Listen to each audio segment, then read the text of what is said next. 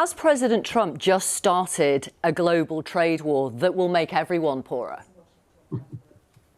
This zero-sum game thing is really quite amusing. We want to have great trade relations with every country. But if you have punitive tariffs or tariff-like measures against our goods, you will pay a penalty. Let's go live to Washington, D.C. then and talk live to Sebastian Gorka, Deputy Assistant to President Trump and Senior Director for Counter-Terrorism. Thank you very much for talking to us. I hope you can hear me OK, Mr. Gorka. Yes, I can. Thank you. Loud and clear. Can you confirm, just so we're absolutely clear here in the UK, the tariffs being imposed on the UK will be 10% on everything the UK sends to the US? I'm not going to gainsay anything I've just heard on your programming, so it sounds correct to me. We have a special relationship, and we still have a special relationship. Well, it's not that special, is it, if you've imposed 10% tariffs on everything? What? Did I finish my sentences, or are you going to do the usual BBC thing?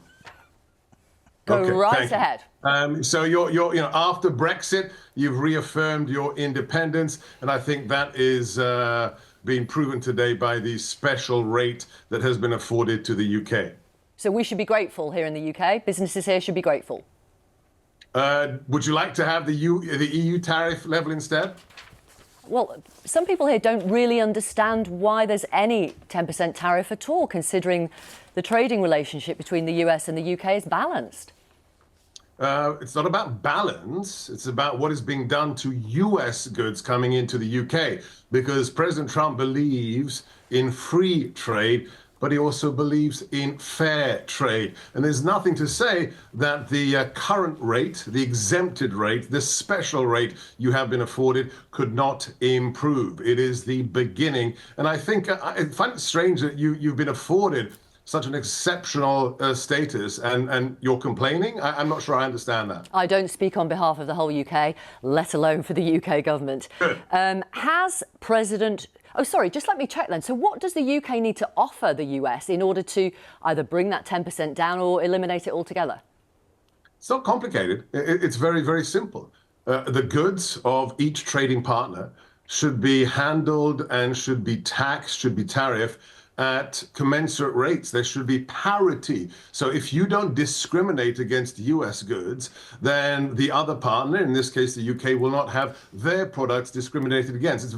It's very, very simple. A kindergartner should be able to get that. So we need to get rid of VAT on the US goods that we sell here? There should not be any kind of pejorative handling, negative handling of US goods if they do not wish to be reflected in the way that UK goods are handled. It's like the most simple equation.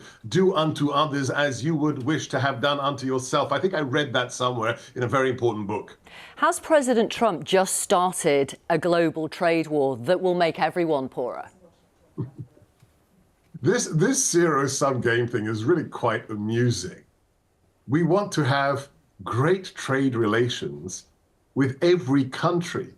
But if you have punitive tariffs or tariff-like measures against our goods, you will pay a penalty. It's not about trade wars.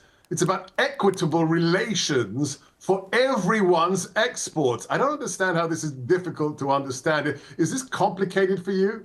So a research centre at Yale, the Budget Lab, found that tariffs at 20% would cost, for example, US households up to $4,200 every year.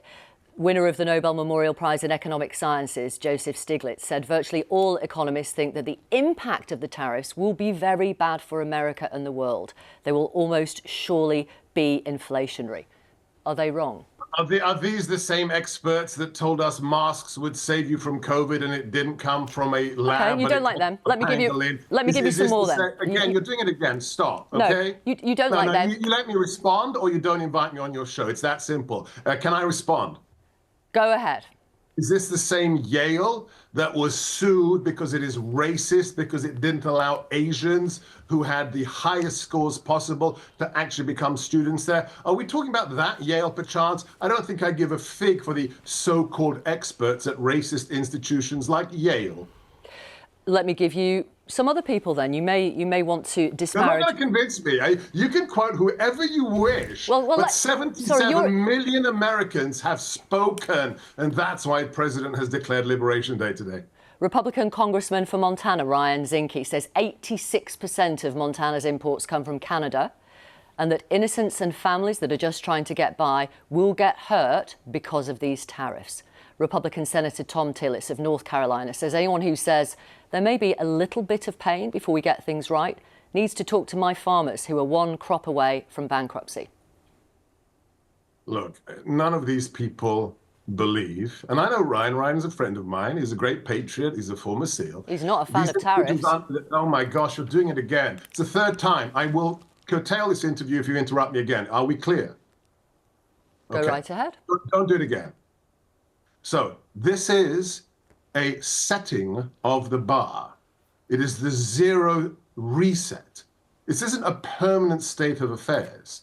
This is a measure by which those who are using punitive tariffs against our goods are sent a shot across the bow economically and say, hey, stop it. Otherwise, your goods will be treated the same way. This isn't carved in stone. This isn't forever. This is the beginning of the realization for those who have practiced unfair trade relations to reset things. Ryan, I'm sorry, you're a friend of mine, but you're wrong, because this isn't a permanent measure, because we expect normal nations and wise governments to say, okay, we're not going to treat US goods in a punitive fashion, therefore we will have fair trade between our nations. And let's remind the world, my boss was president before for 4 years, and it saw an incredible growth in the US economy to the biggest economy the world had ever seen, with trading partners who actually enjoyed the benefits of that incredible economic growth. Although,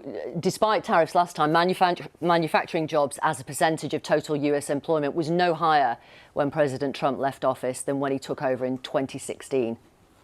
Yeah, the growth of the economy, however, was absolutely astronomical and resulted in the largest economy the world had ever seen. And now that we've secured the border, and now that we're shipping illegals out of the country, it's going to mean jobs for Americans. We'll see. Thank you very much, Sebastian Gorka. Thanks for joining us.